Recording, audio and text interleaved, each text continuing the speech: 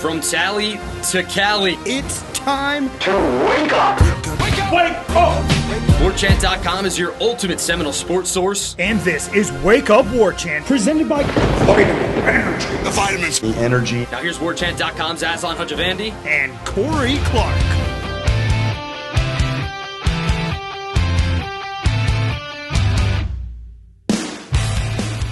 Wake Up Warchant presented by Vitamin Energy. Coming up on today's show, how much difference can 1 week make? We kick that around. Is it Kevin Sperry time, and how will that affect things moving forward? And Link Jared in Florida State solidify things. Wake Up Warchant presented by Vitamin Energy, vitaminenergy.com. Shake it and take it. warchantbogo, your promo code. Buy one, get one free.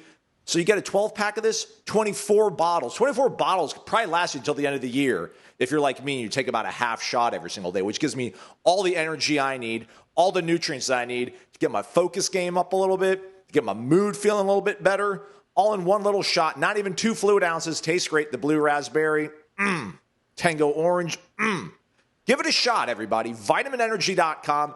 We got to go on a run here, boys and girls. Let's get our minds right. Let's go to VitaminEnergy.com. Use that promo code WarchantBogo to buy one, get one free. And after that, let's go to warchant.com and let's subscribe for only $1 and get a year subscription to The Athletic as well. Thumbs up, rate and review the podcast. Tell a friend. Let's get through this together. And together we do this show, myself and Corey Clark. Corey Clark, we're doing a throwback show on a Monday. You're joining us on the road, yeah? Yeah, from Danville, Kentucky. Just went and watched the stepdaughter swim. Nice. She's a college swimmer at Center College in Danville, Kentucky. Have another longtime family friend whose daughter is on the soccer team at Center College. So we made it a whole adult weekend to go watch some D3 sports. And now we're on the way back in beautiful Kentucky on I-75. So I apologize if there's any hiccups in the recording, but it's not my fault. It's not my fault. It's the phone's fault and the cell towers out there somewhere. Yeah. Also, I've got some personal stuff I had to tend to on Sunday that wasn't going to allow us to really record a show. So we're doing this early in the day on Sunday. This is even before the Florida State basketball game, exhibition game against FAMU and Charlie Ward. So head to warchant.com for the latest on that. Interviews, analysis, all the good stuff from that as well. We also have some baseball to talk about. But, Corey, we're back on the football beat, buddy. We coming off the bye week. Where are you at, Corey? Because – it felt like after fired. Touche. After the Miami game, there was a reasonable narrative to say that, listen, this team has just gone through maybe their 3 toughest matchups of the season, a Friday night game at Virginia, home game against Alabama, who apparently is a juggernaut again. And, Miami might be one of the better teams in the ACC. But then you lose to Pitt. And I was like, all right, well, let's see if they can win out from there. Then they go and lose to Stanford. And we're kind of at square one, it feels like, Corey, where it's like, can they win out? To me, that feels almost like a silly proposition. But do you think this 2 weeks, the bye week, the respite, is that enough for them to refocus and look something comparable to what they look like against Alabama in week 1? Because that's what they're going to kind of need to look like, it feels like, to run through the rest of this gauntlet. Yeah, man, I have no idea. How could anyone have any idea what this team's going to look like on Saturday night against Wake? I think the better question, Aslan, is when you look around the country and you see, not to produce our show for you, but LSU's probably going to fire Brian Kelly now because that was such a disastrous second half. Florida has already fired their coach. Penn State has already fired their coach. We all think Florida State is going to do the same at some point here in the next month or two. I honestly think that if my man had just won at Stanford, you'd be okay with it, right? Like, you look around the country, man. I know Alabama won. They should have lost that game. Texas needed a miracle to beat Mississippi State. My dogs. Louisville struggled with Boston College. Virginia could have and should have lost to North Carolina. Like, it's just hard, dude. It's hard to win football games. Here come the Deeks. Exactly Watch right. out for the Deeks. Blew that game. The point being, there are some seasons that are unforgivable, and there are some losses that are unforgivable. It just so happens that Norvell pushed 2 right together. 2024 was unforgivable. LSU ain't going 2-10. Penn State's probably not going to go 3-9, and they fired their head coach. It was such a bad season, followed on top of such a bad loss because, man, Pitt put up 55 points against NC State, or what was the score of that game? Like 53-30? It was crazy, yeah. Miami is 7-1. Virginia is 7-1. And Pitt, I think, is 6-2. So the three teams you've lost to are 20-4. There's no shame in that. It's just the Stanford game. Because Stanford, look, man, they fought with Miami, right? Yeah. They were up 7-0 on Miami with 2 minutes left to go in the first half, and then they gave up 45 straight points because they're Stanford. And Miami treated them as such in the second half, and Florida State couldn't. So it's just like there's all these the way college football fans and media treat the coaches now, when it is more like the NFL, right? Like you don't hear, maybe I'm wrong, every time the Falcons lose a game, nobody's saying Raheem Morris has to go yesterday. Every time the Patriots lose a game, they're not trying to fire Vrabel. Or when the Broncos lose a game, they're not trying to fire Peyton. But in college football, we're so used to our teams that we love and that are always really good, consistently being good and not losing to bad teams. I just think that's not the way it works anymore. And look, man, if Alabama had lost to South Carolina, there'd be plenty of Alabama fans that are like, this guy just doesn't have it. And yet now they're number, whatever they are, 4 in the country. So it's just an odd time. And I really do think I might be on this show right now. If they had beaten Stanford, I might be on this show right now saying, man, Norvell, you might have something okay here. Let it play out, see what's what. But they lost to Stanford, and that's just unforgivable. Like, you know what I mean? Like those other three losses. So it's one game, but like so that one game. I mean, back to your point that we're living and dying week to week. It's like just so that one singular game was like, all right, wash my hands almost. Well, yes, because again, all the other ones are to good teams. I think Pitt will probably be ranked this week. They haven't come out by the time we're doing this show. Obviously, Virginia's 15th in the country. Miami's top 10. They're good teams, and again, they've 20-4. The combined records of those 4 teams that you've lost to. So they're good. There's no shame in that. It's the 4th straight loss, which is really the 8th straight loss or 9th straight loss in ACC play. So it's all stacked together. It's the 2-10 season followed by this, another seeming collapse. But there is a world, man, to get back to your original question, there is a world where they can win the rest of these games. They're favored by a touchdown against Wake. Really? They're favorites again. Yeah, man. They're favored by a touchdown. So they could win these games. And then I just think you look around the country and it's like, okay, if LSU's open, Florida's open, Penn State's open. Well, Penn State's not going to hire Franklin. I don't think Kiffin is probably leaving Ole Miss. Texas, why would he? Sark might want to go to the pros, apparently. Yeah, man, and they are playing like they want him to go to the pros. But even if Texas comes open, like think about who's hiring, what coaches are you getting to fill these roles? Again, that's not me making a play that Mike Norvell should be the head coach. That's not me saying he should anymore. I just think when you go 2-10 and follow it up with what we've seen, you've probably lost it for good. But it's going to be hard treading out there, man, to go find a head coach because there's going to be a lot of big-time schools looking for a guy. So, I don't know. There's no real point to any of that. Just a commentary on Sunday. Got that in the book. Can stop the podcast. I feel like Did you hear all that? Yeah, that was great. Sounded good. Made it right through. Perfect. Okay, that's all I was worried about. I think a lot of people probably stopped listening to the podcast because that felt like resignation that nothing's going to change.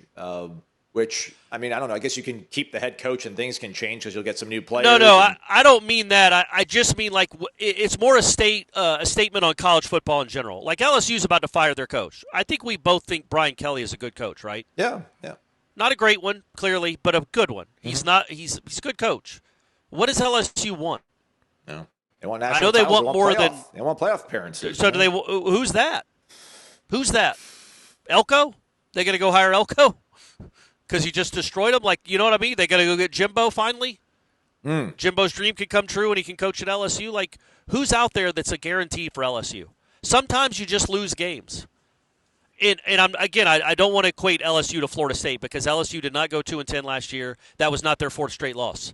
I'm just saying that they're in the same position now because of a horrible second half that Florida State is in and Penn State is already in.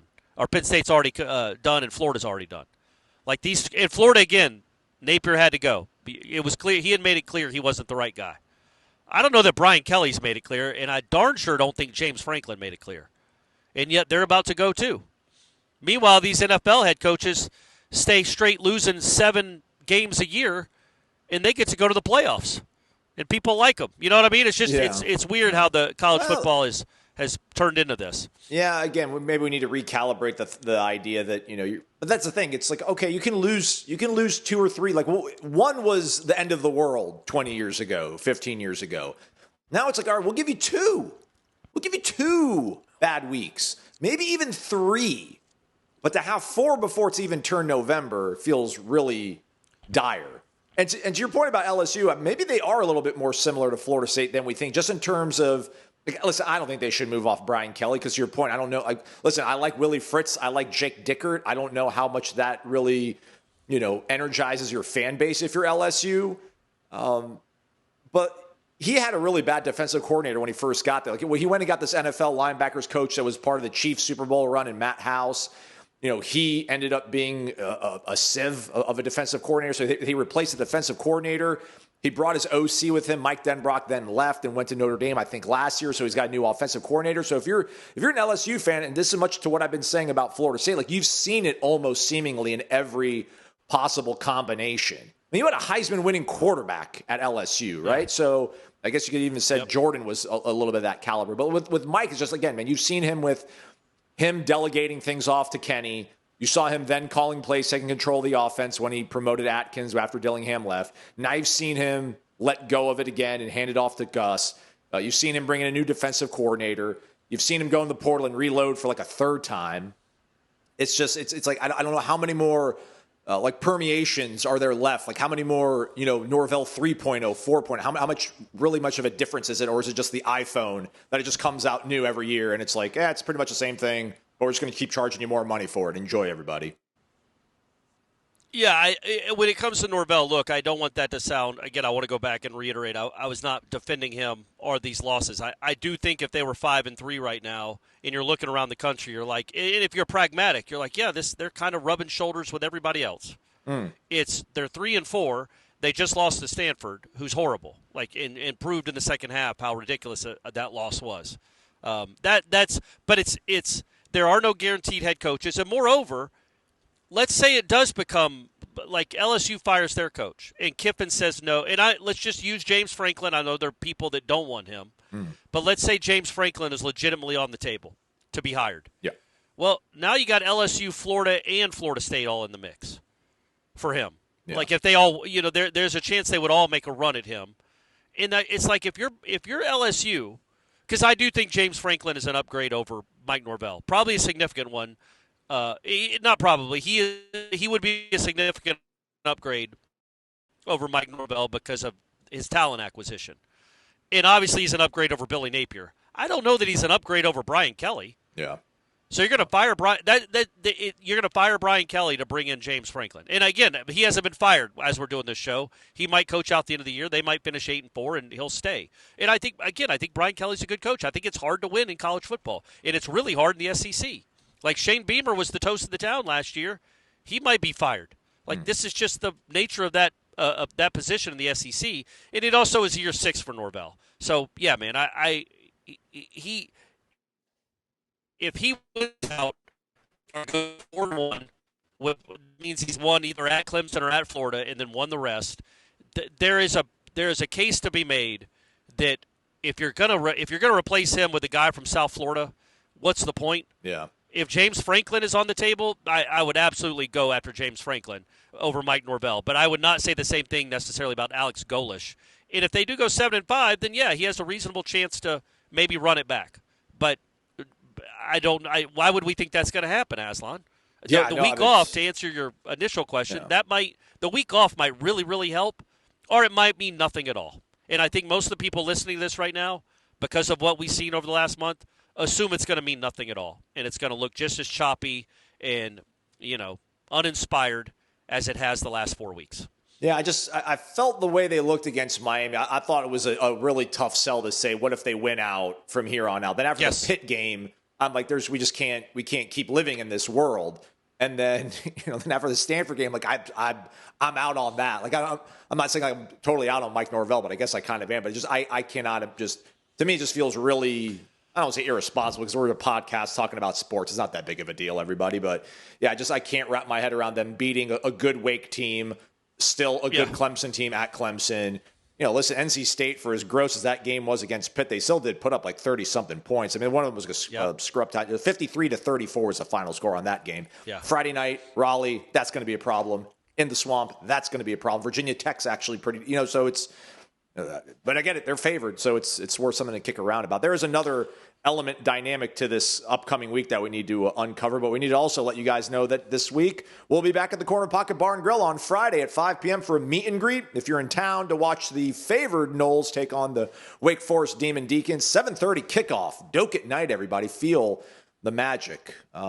Just shy of 20 years almost of another night game against Wake Forest that changed the course of Florida State football. But I digress. Come on out, hang out with Corey and myself. Tom Lang maybe will be out there. The Warchant gang. You never know who's going to be out there, but it's always a good time. Brady Clark. Don't forget, Brady Clark might be out there. Stephanie Clark will be there. Shanna Bottangino, the first Mrs. Clark, might be out there. It could be. You could see the before and after picture of my two wives together. So don't look at me like that, babe. Stephanie's driving right now. She didn't like that comment. But either way, you could see all of us. You could see a rundown memory lane with the Clark family. It's 2475 Appalachia Parkway, cptallybar.com, the website. Ace is the place with the helpful hardware, folks. Why would you wander around a warehouse store looking for paint when you could just swing by your neighborhood Ace? In addition to Ace's award-winning service, we have top-rated paint brands. Plus, our color matching technology allows us to match any color. So stop wandering and start painting. Head to your neighborhood Ace today. In Crawfordville, your home convenience store is Ace Home Center and Napa Auto Parts, located at 2709 Crawfordville Highway. It's Wake Up Warchant, presented by Vitamin Energy, vitaminenergy.com, warchantbogo, your promo code, buy one, get one free. We need to have, like, Matt Lasser on the show maybe once a week as our social media decoder. There's a couple posts made over the last, 4 or 5 days, maybe even longer since, we kind of had a little bit of a shorter week on the pod last week. But I think Tommy shared a photo on maybe his Instagram page, his Instagram story, I think maybe is what they call it. Okay. It was just a photo of him and Mike. I don't think there was any sort of caption, but just like a photo of him and Mike. Maybe that's like, I support my guy. Some people posited that, maybe that meant that Tommy's going to miss some time possibly, and that's just him kind of, reflecting back on things. And then on Saturday, Kevin Sperry goes to the good book and pulls some scripture. Isaiah 6, chapter 8, which Corey, but I'll read to the less educated out there. Please, thank you. Then I heard the voice of the Lord saying, "Whom shall I send? And who will go for us?" And I said, "Here am I, send me." And then it's a bunch of photos of Kevin Sperry as a Florida State quarterback. So I don't know how much of this changes the calculus of what they're going to look like or how you judge and assess Mike Norvell at the end of the season. But do you think there's a more than reasonable possibility that Kevin Sperry is a starting quarterback for the Noles on Saturday, and how would that affect and change the way you grade the things from here on out? First off, Sperry should have used Ezekiel 25:17. With the Pulp Fiction, with the whole Pulp Fiction, monologue from Samuel L. Jackson. I guess, man, who knows? Maybe this week he's going to be the guy. Like they don't think Tommy will be ready, which is, I know people aren't in love with Tommy, but that's probably really bad news. Just a true freshman taking over in the midst of a 4-game losing streak. Part of it would be like, well, what do you have to lose? The season is lost anyway. Well, Norvell has a job to lose that he officially hasn't lost yet.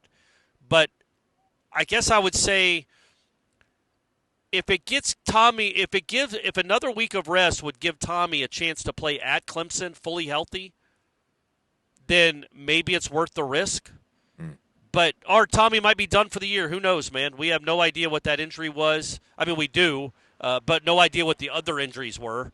And, yeah, man, they're a true freshman being thrown into this is going to be tough. Even if Kevin Sperry ends up being really good, it's gonna be tough. So Yeah, I would certainly think you could read between some lines or make some assertions based on those posts that maybe Sperry thinks he's about ready to be the starter or he is going to be the starter. But all right. I mean, I know SMU's got a really good quarterback and a really good OC and a good offense overall, and they scored a whopping 12 points against Wake Forest. So I don't know what Florida State's got for him with a true freshman quarterback, but I could be wrong. That was a road game for SMU, though. They had to cross a time zone. So true. Things are a little bit different. And go to Snuggy Hill. Yeah. You don't just roll into Snuggy Hill, my man. Yeah. Also, thoughts on social media of a random person in Arkansas snapping a photo of Gus Malzahn at a diner on the bye week over outside, I think, Fort Smith, Arkansas. I mean, I didn't even see that. Is that true? He doesn't have to recruit, so, I mean, it's a bye week. I think everybody gets a few days off, so I don't have a problem with it.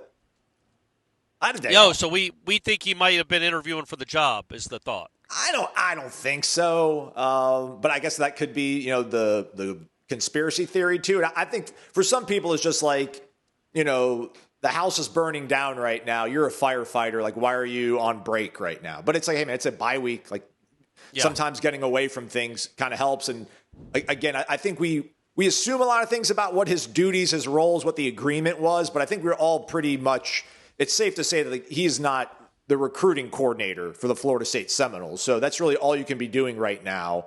And since that's not really kind of what he was brought here to do, I don't have much of a problem with it. But it just, it's one of those things where it's, you're like, oh gosh, I mean, it was at a diner with his wife having food though. It wasn't like he was Urban Meyer grinding up on a co-ed or something. So yeah, right. And I don't care. I don't think that was a co-ed, by the way. I think she was a 30-ish year old. Okay. It wasn't. The only really horrible, creepy thing about it is, he was married and he had just left his wife at a dinner to go to his bar and grind up on whoever that woman was. And that's the last time I'll ever even slightly defend Urban Meyer, because that wasn't a defense. It was just a clarification that it wasn't a co-ed. It definitely wasn't his wife. But I think when it comes to that, I assume the players had a couple of days off, right? Don't they usually get the weekend off for a bye week? Yeah. And so I assume, and Malzahn is from Arkansas. Correct. And he might still have family there. Correct. And also, what's he doing? Is he just supposed to get to the office at 7 a.m. on Saturday in a bye week and break down film like of what his team did wrong against Stanford and the penalty? You know what I mean? Like you can only do so much. And again, that offense was gross, but you can also look at an iPad in Arkansas if you're really trying to break down what went wrong. You don't have to be in your office looking at a film projector. You can look at your iPad, which is what they all use anyway now. So I think you can still work even if you're visiting lovely Arkansas this time of year. And it doesn't bother me at all, because odds are he will be, the writing is on the wall that he will not be at Florida State in 4 or 5 more weeks, and he's got to look out for himself as well and see what his next job will be. Seeing this over on the warchant.com Tribal Council, Corey, in the the Sunday edition of the Tallahassee Democrat, the director of the Florida State University DeVoe Moore Center, Samuel R. Staley, penned an op-ed basically titled "Firing FSU's Mike Norvell Puts Short-Term Gratification Over Player Development." Just by and large, just kind of, talking about we need more Mike Norvells in this world when it comes to being coaches, and NIL's become really crazy, and you kind of need to stay the course and trust, a good person in these rocky waters. A lot of people a little bothered by the premise of that, but I don't know. I saw that the Tallahassee Quarterback Club, I guess, had a meeting last week, and they signed a nice little poster with their support of Mike Norvell, which I get it, man. I'm not telling everybody needs to turn their backs on this guy, but I wonder, like, is there anybody out there other than us that can offer a cynical, skeptical vision of the future for Florida State and be taken seriously? Because it sounds like everybody else close to the program really wants to, circle the wagons and give this guy time and figure it out with him at the helm.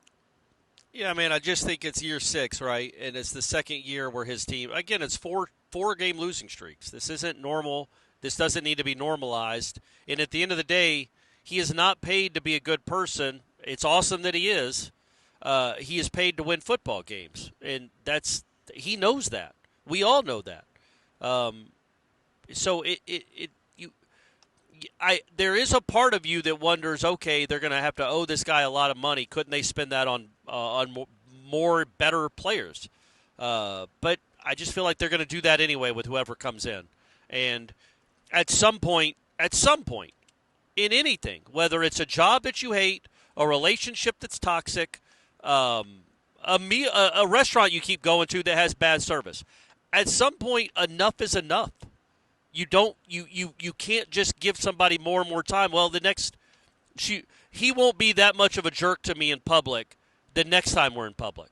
I know that's 5 times in a row he's yelled at me at the farmer's market, but he's a nice, at some point you have to just almost in a way stand up for yourself and be like, this isn't what it's supposed to be. And you don't get to just do this in perpetuity because you're a nice person.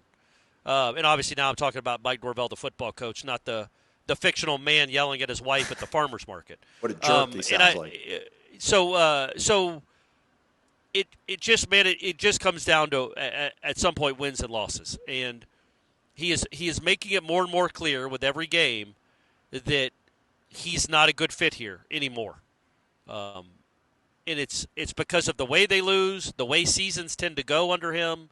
That I like him, and if he does turn it around, Aslan, I know it's hard for us in the moment right now as we sit here staring at Halloween 2025 to think that Mike Norvell is about to turn this season around and they're about to start winning some games. But if they do, then yeah, I think the fact that he is a good person, I think the fact that he did go 13-0 2 years ago, and the fact that it would cost a ton of money might, make you think 3, 4, 5 times about it instead of just twice. But other than that, I'm assuming they're about to finish 5-7-ish. Yeah. Which means they really went 3-7 after going 1-11 the year before. If we're just breaking it down to FBS football teams, he went 1-10 last year, and essentially would go 3-7 this year. That's 4-17. Nope. No. Nope. You don't get to. You don't get to go from 13-0 to 4-17. You don't get to do that. You don't get to be the head coach at Florida State anymore, in my opinion. But it's just my opinion. There are plenty of people, not that many, but it's a good number of people that would like to see him stay. Yeah. But let's see what Saturday night looks like, Aslan. It could be gross. And that's what I'm really worried about, or wondering about, I guess, not really worried, that if they lose or losing that game, to me, I think it's going to be a toxic stadium. It's going to be a toxic environment. Yeah. And that's when it really feels like it could be untenable. Yeah. If they come out and look flat and are getting beat 17-0 after just losing to Stanford, man, it is going to be gross. It's not going to be a fun place. It's not going to be a good time. And that is a tough sell to anyone that cares really deeply about Florida State football. I wasn't able to watch a lot of the earlier games on Saturday. What were you doing? I was driving back from Orlando with the lady. Oh, all right. A little pop down there. Did you go to Disney? Universal. Okay, nice. Okay, cool. Actually, I went to a concert. I don't want to tell you the concert because I had to be the good fiance and just, do stuff that I guess men have been doing since the dawn of time to impress a woman. Yeah. So, well, that's that's intriguing. What kind of genre? What music genre? Pop. Okay, all right. Pop, that's it. Pop. Moving on. Okay, I got you. Moving on. So I wasn't able to watch the Wake Forest SMU game, but I did see the highlights, and it looked like Wake Forest was driving to score a go-ahead touchdown with about under 2 minutes left there inside the red zone. They fumbled the ball. Yet they somehow got possession of the ball back and then set up a 50-yard walk-off field goal to win the game. So, again, these are that's the kind of stuff that could maybe happen to Florida State, but they're not on the right side of those kind of games. I don't know if there's anything that you saw from Wake or think about just the way they've looked here in year one under Jake Dickert. Listen, they went to Oregon State a few weeks ago, but everybody's beating up on Oregon State. They had Georgia Tech dead to rights. Yep. They had pretty much they ran a play on third down that Georgia Tech jumped off sides. Clearly, but it wasn't called. Had it been called, they would have been able to run the clock out, but it didn't work out that way. They go to overtime, go for 2 to beat them, can't convert, kind of like our guy Bill Belichick against Virginia. But just this is going to be an interesting game to me because, again, I think you probably have a slight talent advantage. You clearly have a resource advantage over Wake Forest University football, but I think you still have probably, even if Kevin Sperry is your starting quarterback, you're probably still a little bit more talented overall in terms of what the recruiting rankings have picked out. But that seems to be a team that just plays really hard and they don't quit, which is admirable. And Florida State doesn't quit, but Florida State just hasn't found the right winning plays and winning time, and Wake Forest seems to have. So that's what makes this game, I think, even equally intriguing because, say what you want about Stanford. This might be like an equally matched up game. You're equally matched up and you're at home and all the pressure is on you. Like, how are you going to respond? Because was Pitt game very similar or different? I don't know. Your thoughts? Yeah, I mean, I just think that you are 0-4 in one-possession games. I don't think that's normal. Now, you can say that's bad luck, which some of it is. You could say they got screwed by a couple of bad calls, which I think they have. But there are bad calls for both teams, and each team, everybody has some bad luck go against them. But you're in all these one-possession games, and you find a way to lose them. And those are the margins, man. That's how close it is. Like, Wake wins on a 50-yard field goal. Alabama wins because Georgia guy drops a pass. Texas wins because Mississippi State decides to punt on 4th and 1, and then you run it back for a touchdown. You make your own luck. You win the close play. You win the game-changing plays. And when you look at this game, man, it's going to come down, you think, unless Sperry's playing, I really do think, I could be wrong, like Sperry might be awesome, and he might be a jolt if he actually is playing, that this team would need, and they would play really well, and he'd be awesome, and people would get excited again about this offense. But I feel like it's going to come down to a few plays, like they all do. Can you win some of these? And that's what's so crazy about this profession now, when you talk about college coaches, is that, Mike Norvell, again, is pretty darn close to having 7 or 8 wins this season. And I looked this up, Aslan. So last year, if you go to the is it Bruce Frimrau, the FEI? I don't know. That's your guy. You've been talking about him for 7 years. Yeah, but he does he does the college efficiency ratings. I never know if it's Fimrau or Frimrau. But Fimrau. He does the college efficiency ratings where he ranks based on all these crazy tools that he has. Well, last year, Florida State, according to him, was the 90th best team in the country. 90th, 9-0. This year, they're 37th. That's an enormous jump. But the record is the record. But it kind of reminds me, and I hate saying this because now it sounds like I'm defending Norvell again, but like in 2021, because people got upset because they finished with a 5-7 record, which, yeah, you should be upset.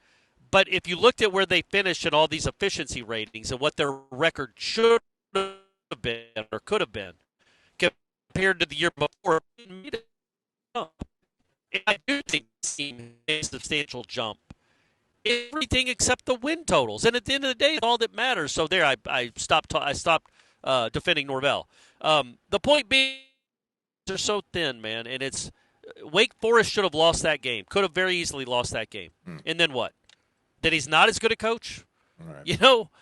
Is DeBoer on the hot seat if the Georgia kid catches that touchdown pass and Beamer in South Carolina doesn't melt down? It's razor thin, these margins for error, even for teams that have a lot of talent. You would just hope that Florida State would start playing these moments better, because it is the NFL, man. I say this over and over again when you go look at these point spreads in the NFL. The point spreads are never more than a touchdown. Most are within 3 to 4 points. And one of those teams is 5-2, and the other one is 2-5, and the spread is 4.5. Because that's how close these teams are. And it just comes down to plays and execution and coaching. And Florida State hasn't been good enough at any of that lately. So anyway, I know I didn't really answer your question. I do think they can beat Wake Forest. I also know they can lose to Wake Forest. And I do think it'll be just a matter of who gets some breaks and who plays the big situations the best. And, you do that for the next 5 weeks. You get a where if it averages out, if the averages even out, and you should win as many games as you lose that are one-possession games, then they're about to go on a run, Aslan, and win 5 games. So we're going to be talking about Mike Norvell, the comeback coach of the year. What a time to be alive. Let's go on a run over at Underdog Sports, Underdog Fantasy Sports. Go download that app, everybody. Get involved. Use a promo code WARCHANT and get 50 free bonus credits when you play your first 5. Monday Night Football, Corey. We got Chiefs against the Commanders. Kelsey, Mahomes, and then we need somebody from the Washington side. Nothing from Jaden Daniels, because I guess he's banged up. So there's Deebo Samuel's on here. So Patrick Mahomes passing yards, 2.5 passing touchdowns, 23.5 rushing yards, 276.5 passing yards. Which one of those sounds most appetizing for you? I would say, what was the last one, the yardage? 276.5. I guess apparently Washington's had a pretty bad defense here of late, from what I understand. None of those sound great. All right, you want to go lower? Honestly. Lower then? The rushing yards, higher. I want to go higher okay. With the rushing. Do you want Kelsey or you want Xavier Worthy or Rashee Rice? What's Kelsey? 3.5 receptions, 42.5 receiving yards, 0.5 touchdowns. Higher on the touchdowns. Boom. All right. And they're going to get him one, yeah. Deebo Samuel, 5.5 rushing yards, 42.5 receiving yards, 4.5 receptions. Oh, and they're not playing Jaden Daniels, maybe? Or he's possibly. I would say the receptions higher. Okay. Higher. Yeah. There we go. Yep. We put all that into a little bit of a stew. We put 10 American dollars on it. That's a 6-to-1 payout, everybody. But you can also do the flex to where it'll be about 3-to-1 payout in case you get one of these wrong. Yeah. That's how they roll over an underdog, hooking you folks up. Download the app today. Sign up with promo code WARCHANT to score $50 in bonus funds when you play your first $5. That's promo code WARCHANT. Millions of fans have already won billions making picks on Underdog. Will you be next? Underdog. Make picks. Win money. Underdog Fantasy Sports must be 18 or older, 19 or older in Alabama and Nebraska, 19 or older in Colorado for some games, 21 and older in Arizona, Massachusetts, and Virginia, and present in a state where Underdog Fantasy operates. Terms apply. See assets.underdogfantasy.com/web/play and get terms _DFS_.html for details. Offer not valid in Maryland, Michigan, Ohio, and Pennsylvania. Concerned with your play? Call 1-800-GAMBLER or visit ncpgambling.org. In New York, call the 24/7 Hope line at 1-877-8-HOPE-NY or text HOPE-NY. And on the way out, Florida State baseball with a nice little exhibition dub over UAB on Saturday, 10-4. But the news from baseball is the yet-to-be-disclosed terms, figures, financials. But Michael Alford and the university made an announcement late last week that they are going to lock in and recommit themselves to Link Jarrett. And that is awesome news. And everybody else wants different coaching news, Corey, but really, really encouraged to hear that because, I don't know, apparently maybe he was interviewed by another place in the bigs. Tony Vitello's at the Giants, the Tennessee job's open. So that was really a good way to head into the weekend for me to see that we figured out a way to keep this guy around because I'm big Link stan, clearly. Big Link stan. Well, with good reason, man. He's good. Yeah. He's really good. He's had 3 top 10 teams in the last 4 years. He's taken 2 teams to the College World Series. He does it a certain way. He knows what it looks like. He knows what he's looking for. And look, man, even though they didn't have an all-time great season last year, he's one bad ninth inning in Corvallis away from being in Omaha again. And remember where he was 2 years ago. He's the truth, man. He's the real deal. He's a very, very good baseball coach. That's good news. I think it's a good sign. I think it shows Florida State fans that they do care about these other sports, and they are going to lock up or try to lock up their great coaches. And I think Link is a very, very good coach. I would say now I think you could make an argument with Vitello going to San Francisco that you could make an argument that Link is the best coach in the country. He's certainly in the conversation, right? Championship or not, Link is one of the best college baseball coaches in the country. Top five for sure. I think Schlossnagle, even O'Sullivan, who apparently might be on leave at Florida. I mean, it's hard to put him in front of those guys, but yes, he's like top 5 for sure. Man, that's really good. And I thought what he said when he was asked about it, like, this is personal for me. Yeah, you want me to play it? You want me to play it? Not like the Michael Jordan. No, he wasn't being Michael Jordan. Yeah, I got it queued up. Let me play it for you. Okay. If you can't hear something in the next 2 seconds, Corey, be like, stop, Aslan. Okay. This is unbelievably unique and special to me. I have a lot of pride here. I take this personally, what we do here. I want to finish this off here.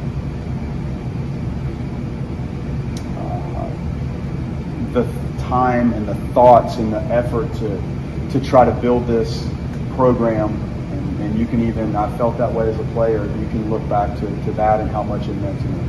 And to coach here and have an opportunity for them to solidify me here when they probably didn't need to do that, it's a really good feeling, and I love it here. And the fans and the support that we have for the program, president, board of trustees, athletic administration, everybody in this is fighting to position the programs to be the best they can be. Every program, including ours. And what they did for me was part of that.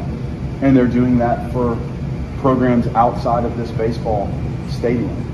And college athletics demands that, and it's tricky. And the financing and the fundraising, the things that we're asking of our administrators and our board of trustees and our president and the campus, I don't think it's ever been pushed at a higher level in college athletics. And them stepping up to help me along personally meant the world.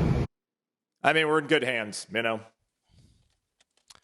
Yeah, man, he's the right guy for this, clearly. He's a Nole, he's a Tallahassee native, and it means something to him, and that's important, very important, because I don't think